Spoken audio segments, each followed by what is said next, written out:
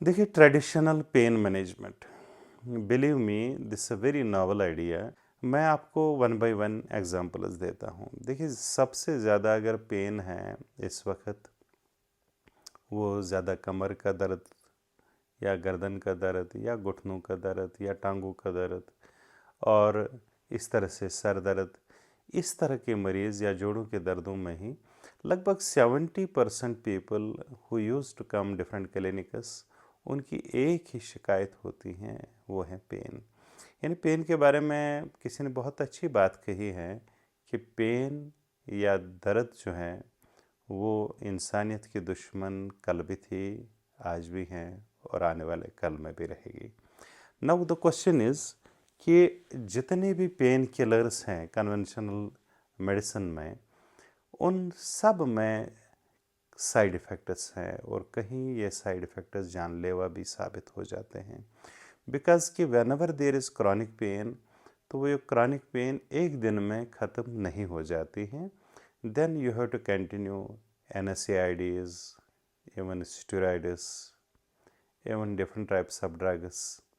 तो ये सारे दवाएं जो हैं एक न दूसरे तरीके से असर करती हैं, और विद द रिज़ल्ट जो है लिवर फेल्योर या क्रॉनिक लिवर डिजीज़ या किडनी फेल्योर या पेप्टिक अल्सर्स या अदर डिजीज़, इस तरह से फिर एक इंसान जो है दूसरी दूसरी चीज़ों में इन्वॉल्व हो जाता है।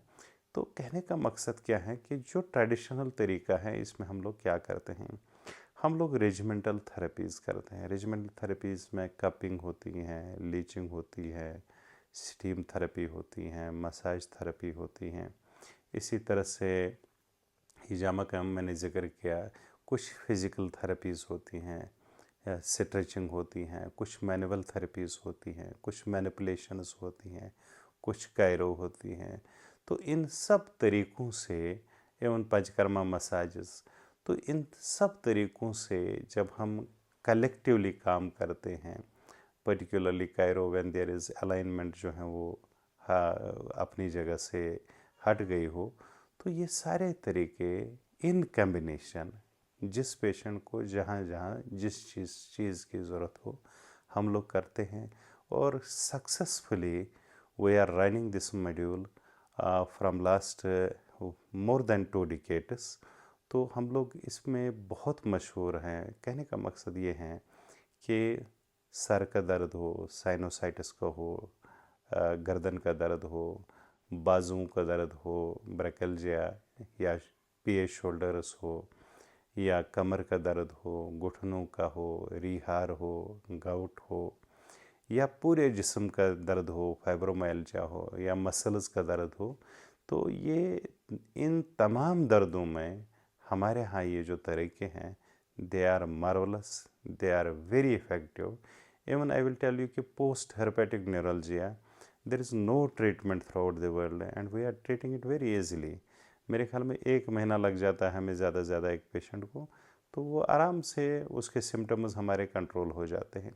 एक चीज़ और मैं यहाँ पर कहना चाहता हूँ कि डायबिटिक न्यूरोपैथी पे हमने काम किया है। बिलीव मी, इसके भी बहुत अच्छे रिज़ल्ट्स आ रहे हैं, यानी बेहतरीन तरीके से मैनेज होता है। तो कहने का मकसद ये है कि भाई, जब दर्द की गोलियों के बगैर तरीके मौजूद हैं, तो दर्द के वो गोलियां क्यों खानी ज़रूरी है जिससे खुदा न खास्ता रेनल फेल्योर, लिवर डिजीज़ या मैदे के अल्सर्स हो जाए। तो ये तरीके जो है आप समझ सकते हैं, और बिलीव मी इमीडिएट रिजल्ट से इसके आ जाते हैं। बिकॉज अल्टीमेटली हमारा मकसद क्या है कि pain should be managed.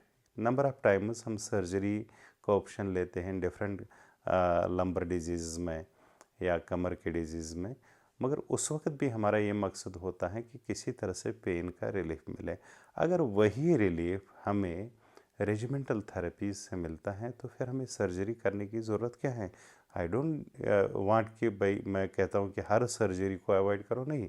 When ever it is required कि भैया कोई चारा नहीं है, then we will go for surgery. Surgery should be the last option.